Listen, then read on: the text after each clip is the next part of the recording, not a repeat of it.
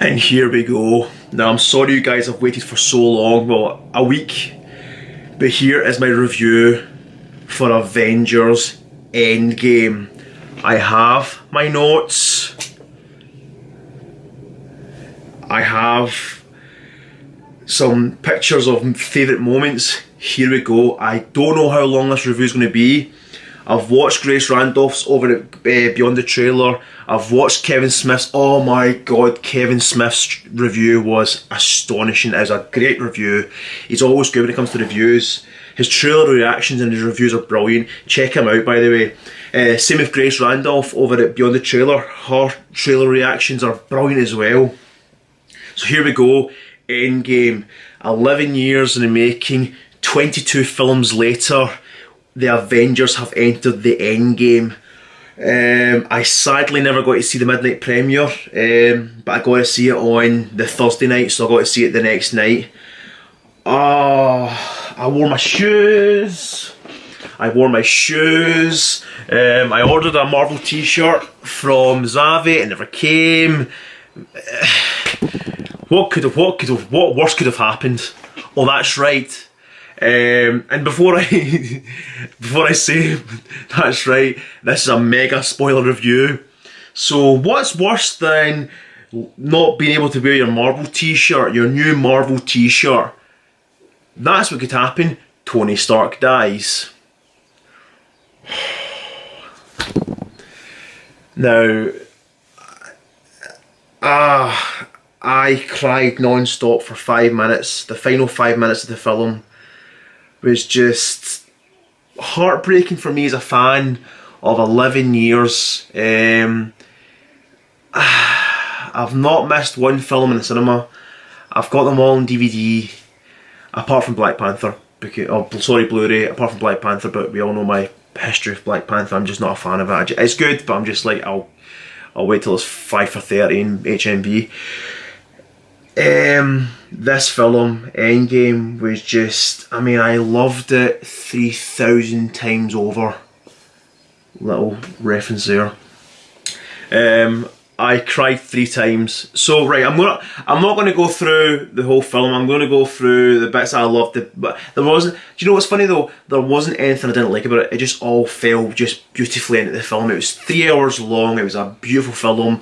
Kevin Feige should be so fucking proud of himself that he's managed to keep this going for 22 films, 11 years, and the Russo brothers for completing the Infinity Saga. That's what it's been tagged as now. It's now tagged, the first 11 years have been the Infinity Saga. Yeah, so here we go. I mean, like I said, I've got notes here. Now, I cried 3 times during this film. The first time was when Tony Stark got rescued from space. He was stuck up there with Nebula for some amount of time between Infinity War and Endgame. Yeah, Captain Marvel saved him, and it was like a wee bit of beam of light, and you seen the light, and you're just like, oh, who's it going to be? And you kind of knew who it was going to be. Do you know what? Captain Marvel, I like her, but I was just like, oh, they could have saved him any other way apart from her, because it's like you knew it was going to be her. But anyway, that's the only tiny dislike, but then again, there's not much about this film that I disliked really.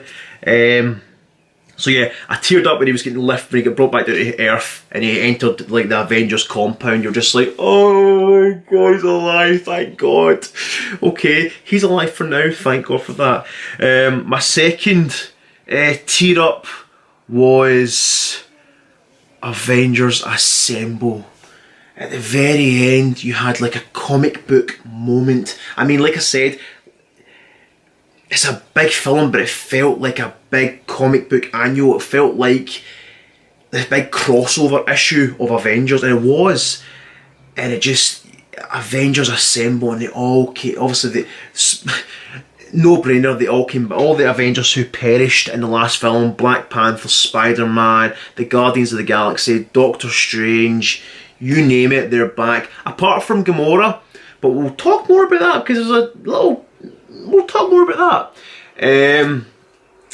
So yeah, Avengers Assemble, and I was like, oh,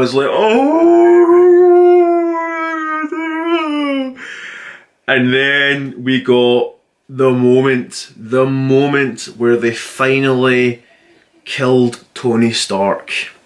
And this is the end. There's no wee kind of, well, it's not the end of Iron Man, but it's certainly the end of Tony Stark. So they're the three moments that I teared up at big time. Tony Stark being like mega, like I was uncontrollably crying. It was as if a family member died. I mean, Kirsty was just like, oh my god, you're really getting... I was just so fucking angry because I thought, you've just killed my favourite character, but at the same time, it had to happen. It just had to happen. And a part of me, I love Captain America, but not as much as Tony Stark, not as much as Iron Man. And Steve, my good friend, he loves Captain America. So I just, in my head, I thought, he'll be loving this. Tony Stark dies, Steve's still alive. And then obviously the hits with the bombshell of old man Captain America. But like I said, we'll go right back to like roughly the beginning. So it's been several months since Infinity War, since the snap. Thanos is living peacefully in the garden. The Avengers on Earth are shattered. They're just not tired, shattered, like the Scottish term, they're shattered. They're just fucked. They've just lost everything. They've lost everything. Everything they ever loved, they've lost. And the remaining few just basically huddle together and just try and make life better. So Tony Stark comes back. Captain Marvel saved him. Yay, woo! And in the kind of cockiness of Brie Larson, but with Captain Marvel, just that girl power. Nebula, they find out something. They find out basically that Thanos has used the Infinity Stones again. That he's used the Gauntlet again, and Captain Marvel's just like, "Let's go kill him then." And she just kind of storms away, and they're just like, "Where are you going?" She's like, "I'm going to kill him." And it's kind of like, right, shut the fuck up. You're only here for 5 minutes. We've dealt with this for 11 fucking years. Shut up. So they go to the garden and they confront Thanos. Thanos is sitting there. He's all scarred to the side. He's all kind of burnt. You later find out. So after the Avengers come, you later find out that he's used the glove, the stones, to destroy the stones. So they're going there thinking, right, grab the glove, we'll kill Thanos, we'll bring everyone back. No. In the first 10 minutes of the film, that's not going to be easy. So they come in, Thanos is just like, you're too late, I've used the stones to destroy the stones. Everyone's like, fuck! And basically, out of nowhere, Thanos starts talking about Nebula, because Nebula's like, I know my father, and there's one thing he isn't a liar. So basically, you know, he's telling the truth. He destroyed the stones, basically. And he turns to Nebula and he just says something like, daughter, I knew you would be, like, I knew you would trust me. And all of a sudden, oof! Head comes off. Thanos' head is decapitated, like, boom! And it turns out it was Hulk. Telephone, I'm not answering that. It turned out it was Thor. Thor just with his big Stormbreaker just... And basically everyone was just like... Because it's one of those kind of things, he's obviously thought, right, he's destroyed the stones, fuck it, what else can we do? Payback's a bitch. So everyone's just like, oh my god, Thor, what did you do? And he just subtly walks away and just says, I went for the head. Because obviously what did, again, another wee reference, which was funny because everyone kind of chuckled at a point in the cinema, because you're like, well, he did say he did say you should have aimed for the head in the last film, didn't he? So he went for the head. And I'm at 10 minutes already. Like I said, I have no idea how long this is going to be. So after that, it just kind of goes to darkness. It goes to black screen, and it's like 5 years later. And it's like, so it's been 5 years since the snap. And obviously Thanos is dead. The glove, the stones are gone. So it's like, what do? Do they just live on and just do? I mean, so it's 5 years later. I'll not talk about the little bits, Steve doing it. Everyone's still depressed. They're all just like in the shit, just like, oh, what do we do? some of the Avengers are off doing their own wee adventures. Captain Marvel's doing her own wee adventure. Rocket, Don Cheadle, War Machine, Rhodey, where's he? He's gone as well. He's away doing his own wee project as well. Then Steve comes in, has a wee chat with Natasha, and they're just like, we're best friends and all that. We've known each other for years. I know when you're broke and stuff like that. And they both have a wee kind of tear off because obviously they're trying to see who can cry the most. Pardon me. They're obviously going for an Oscar for this film. I'm not slagging them, but I'm just saying it's a joke. And then, like, out of nowhere, you go to this kind of storage facility, and there's a van you recognise from Ant-Man and the Wasp. For Ant-Man in general, it's Ant-Man's van. And this wee rat is rolling about and fucking playing on its controls and clicks something and woof! Out of the quantum realm comes Ant-Man. Yes! Scott Lang is out of the quantum realm. He then runs about like, why missing signs? Why does everything look like a shit? Why does it look like a post-apocalyptic world? Where is everyone? And I think he goes home, and his daughter Casey is now like 16 years old, 17. She's now an adult. She's been like a wee girl, and she's an adult. She's crying. He's crying because obviously he goes to this kind of graveyard with monuments, and it turns out Scott Lang dead. So obviously they assume that he was killed in the snap. So he then goes to Avengers HQ. We'll call it that. We'll go to Avengers HQ, and it's a scene from the trailer. Hi, it's Ant-Man. Remember me from the airport? And they're like, how the hell's he? Pull him in, and it turns out that he's been in the quantum realm for 5 hours rather than obviously 5 years, because the quantum realm works differently. And I'm trying to think. Oh yeah, that's right. So no, quickly back a wee bit. So when Tony Stark comes back to Earth, he's just like pissed off. He's so drained. He looks very old. He looks drained and just like, and obviously Steve's there, and Steve's just like, Tony's good to see you, and Tony's just like, fuck you. Because they've not spoken since Civil War, and he's just like, you caused all this. I said about the fucking security, fucking safety, everything, armour, shield around the Earth. You didn't let me. This, blah, blah, blah. And he proper just hates him. He calls him a traitor, betrayal, arsehole, just everything. Anyway, that's that part. Fast forward again. So Scott Lang's alive, and he talks to everyone saying, oh, by the way, what if the quantum realm, what if time works differently? Because obviously it does, because 5 hours was 5 years. So what if we use that and jump out at different moments in time to retrieve the Infinity Stones? Time travel! Yes, we do. They're going all out Back to the Future in Avengers Infinity and Avengers Endgame, and as they call it, time heist. It's brilliant. It gets referred to quite a lot as a time heist. There's a lot of kind of heist kind of music throughout the film. It's brilliant. I can't remember what it was. If it was, oh, that's right. There's only one. They go speak to Tony Stark, who's now living in a wee house in the countryside next to a lake.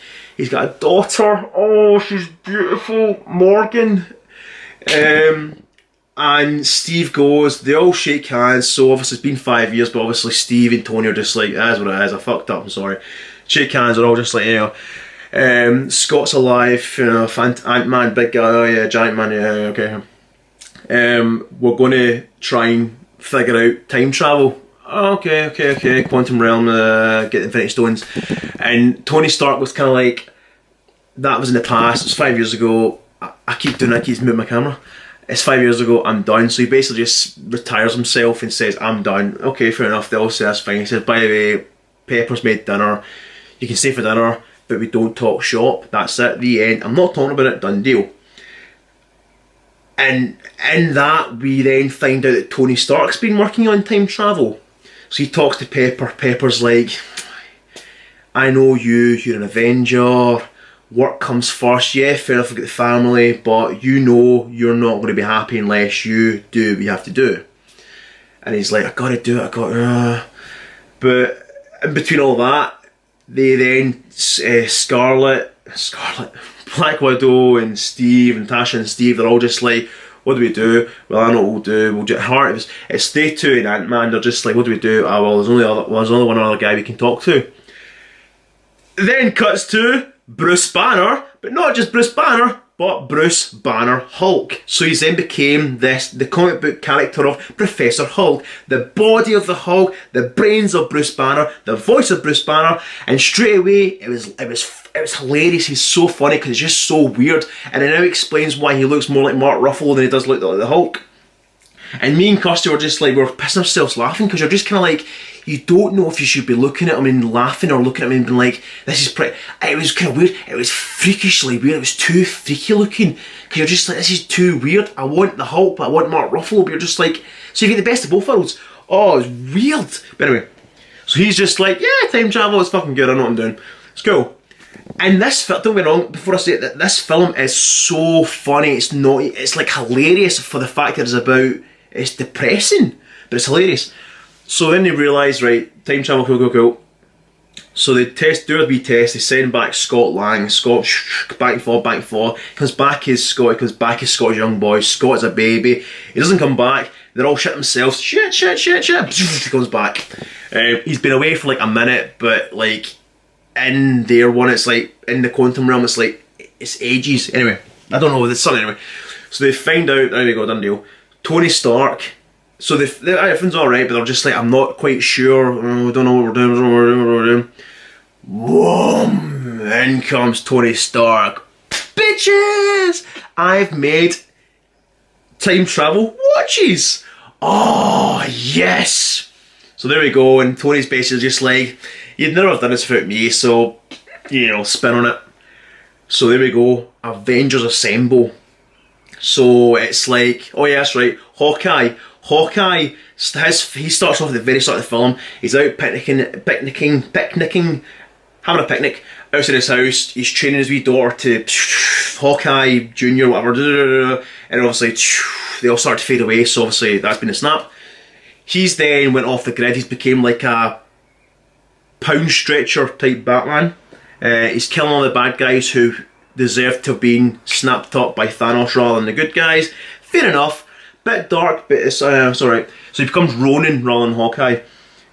So fast forward, Natasha finds him, brings him back to Avengers headquarters. So Natasha and Clint go to Volmir, where the Red Skull is, to retrieve the Soul Stone. Oh, this is a hard part, this is what I remember now. The stones. So they go back to get the Soul Stone. Now, obviously, we know, you and I both know that 1, 2, 3, 4. 1, 2, 3, 4, 5, 6 is 6. Oh, you and I both know that when you go to Volmir for the Soul Stone, someone has to die. So basically, in a nutshell, Natasha throws herself off the cliff. It was upsetting, but I didn't cry, but I was like, that's a shame, that's quite a shame. So Clint gets the stone, he gets the Soul Stone, so we're good. I can't remember the name of the stones. I've got this names, I can't remember who does what, but anyway. So Tony Stark, Steve Rogers, Bruce Banner and Ant-Man go back to New York, the very first Avengers film in 2012, because they're going back to get obviously the Tesseract, which is the Power Stone, the one that Loki had in his scepter, or the cube, yeah. So we then see the whole of like Avengers 2012 reenacted, which is brilliantly done. It was brilliantly done, by the way. It was just a total reaction. It was kind of, this film, for the time travel sequences, it was kind of like the Avengers Greatest Hits album, because obviously you're just seeing all the best bits. So we had like, so we basically see the aftermath of after Loki says, I think I'll have that drink now, we see like what happens next. So she'll come up and, you know, take everyone away. Tony Stark, our present day Tony Stark looks at Steve Rogers and just like basically slagging his arse, saying it's it doesn't look that good. Your suit doesn't do your arse any good. Ant-Man just like, that's America's ass, which is funny because Ant-Man just loves Captain America. Sorry. So anyway, remember, fast forward the story. Basically, they don't get the stone. It fucks up. Everyone gets in a way. Alexander Pierce shows up. Robert Redford, he shows up. He's just like, give me the stone. Tony's just like, I think it's 2012. Tony's just like, no. And basically, Pierce is like, yeah. So Ant-Man and our Tony Stark, Ant-Man jumps off, gives him a flick, jumps off into Tony Stark 2012, goes into the arc reactor, pulls a plug, gives him has a heart attack, creates a scene for 2019 or 2018, doesn't matter how you want to go look at it. Tony Stark to then go retrieve the stone, but he doesn't.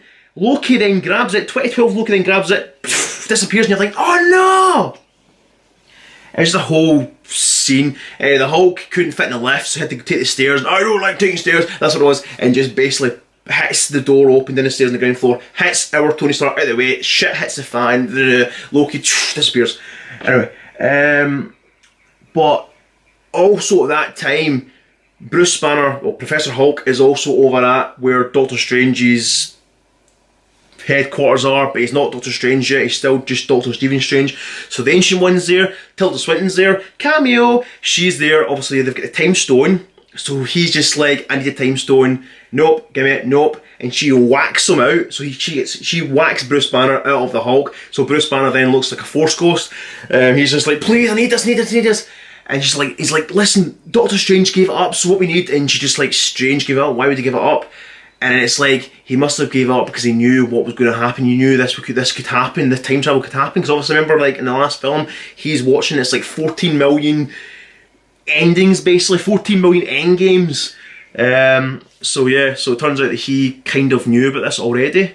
So it's kind of like the way it's been referred to as, remember Back to the Future Part 2, where the Doc's all in the DeLorean, he's all tied up the bunting, and then the lightning strikes the DeLorean, blows up. Marty's like, oh my god, the Doc's dead. And then not the postman, but the Western Union, I think it's called Western Union. Anyway, the civil servant comes over, gives him a letter. Turns out the letter proves that the Doc's alive, and also the fact that the Doc actually, before it happened, put himself back in time. That happened in this. So it's like, you're just like, oh my god, Doctor Strange did this all the time, and he done it, cool. So he meant to give this because he knew this was going to happen. It's like, so the Back to the Future Part 2 moment, you're just like, oh my god. I'm at 22 minutes so far, I'm leaving halfway through this film. Oh my god. It's so hard. So, and all that, so they get the time stone, but then Tony Stark and Steve Rogers are like, right, we can just blast ourselves back to the 70s because the Infinity Stone, or the Tesseract was in like an army base in so Steve goes back with Tony Stark. Steve then sees Peggy Carter. He's a bit kind of, oh my god, there's a girl I could have been with. And Tony Stark meets Howard Stark. Oh, so they have this kind of father, not father-son moment, they have a father-father moment, because obviously they can't really say, I'm your son. It was a heart-to-heart, and it was John Saltery. So basically the Howard Stark from their other films came back, you're just like, oh my god, this is so emotional, why are you doing this to us, why are you doing this? Do you know what, I'm going to cut right there. This is part 1, okay? So yeah, Howard Stark and Tony Stark are together, right? And they have their moment, and he's like, I'm a dad now, and turns out that Tony Stark, his mum's just pregnant with him, so you're just like, oh my god. And Tony has this kind of moment where he wants to say to him, he says to him, I love you, he says to thanks for what you've done and stuff like that, and obviously it's like, well, okay, because I can't say to him, you're my dad. So they get they get the Tesseract, happy days, let's go back to us. Oh, that's right, who was it? Nebula, and you know, we'll talk about this. So part 2 will be the Space Stone onwards. Peace!